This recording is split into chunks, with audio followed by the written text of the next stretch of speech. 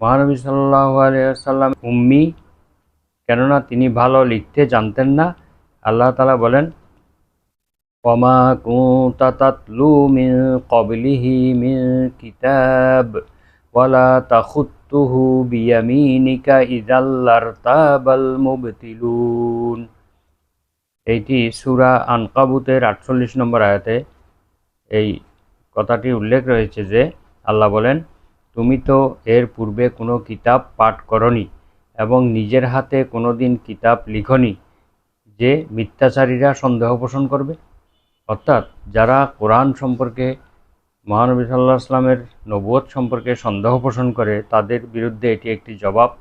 আল্লাহ বলেন যে আপনি তো কোনোদিন কোনো পড়াশোনা করেননি, কিতাব পাঠ করেননি, কোনোদিন কিছু লিখেননি, তাহলে তারা কেন আপনার বিরুদ্ধে সন্দেহ পোষণ করবে? আপনি লিখতে জানলে একটা লিখে নিয়ে আসতে পারতেন।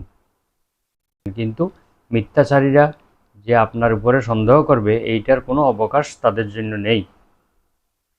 এরপরে মহানবী সাল্লাল্লাহু আলাইহি ওয়াসাল্লাম বলেছেন একটি হাদিসে, আন ইবনে ওমর রাদিয়াল্লাহু আনহু আনিন নবী সাল্লাল্লাহু আলাইহি ওয়াসাল্লাম, আব্দুল্লাহ ইবনে ওমর রাদিয়াল্লাহু আনহু থেকে বর্ণিত, তিনি বলেন, মহানবী সাল্লাল্লাহু আলাইহি ওয়াসাল্লাম থেকে বর্ণনা করেন, আন্নাহু কল, নবীজি বলেন, ইন্না উম্মাতুন উম্মিয়াতুন, নিশ্চয় আমরা একটি উম্মি জাতি, অর্থাৎ আমরা একটি নিরক্ষর জাতি। লা নাকতুবু ওয়ালা নাহসিবু, আমরা লিখতেও পারি না এবং আমরা হিসাবও রাখি না। আশ-শাহরু হা কাজা ওয়া হা কাজা, মাস এভাবে এবং এভাবে। ওয়ায়ানি মাররাতান তিসআতান ওয়া ইশরিনা ওয়া মাররাতান সালাসিন, অর্থাৎ মাস কোনো কোনো সময় 29 দিনে হয় এবং কোনো কোনো সময় 30 দিনে হয়।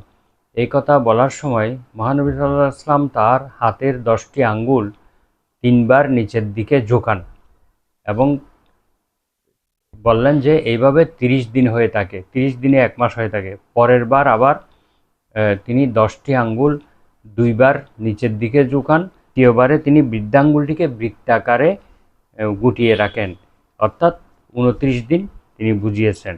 পবিত্র কোরআনে এসেছে, হুয়াল্লাযী বা'আসা ফিল উম্মিয়্যিনা রাসূলাম মিনহুম ইয়াতলু আলাইহিম আয়াতিহি ওয়া ইউযাক্কিহিম ওয়া ইউআল্লিমুহুমুল কিতাবা ওয়াল হিকমাহ।